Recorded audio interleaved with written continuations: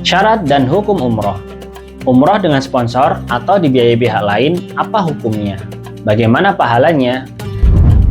Seringkali ada yang mendapatkan biaya umroh dari sponsor atau orang lain. Apakah umroh tetap sah? Siapa yang mendapat pahala? Umroh tetap sah jika dibiayai pihak lain, asalkan orang yang melaksanakan ibadah niat ikhlas hanya untuk Allah. Pahala utama tetap diterima oleh pelaksana umroh, sementara pihak yang membiayai juga mendapatkan pahala karena telah membantu kebaikan. Ini termasuk sedekah yang mendatangkan pahala berlipat ganda.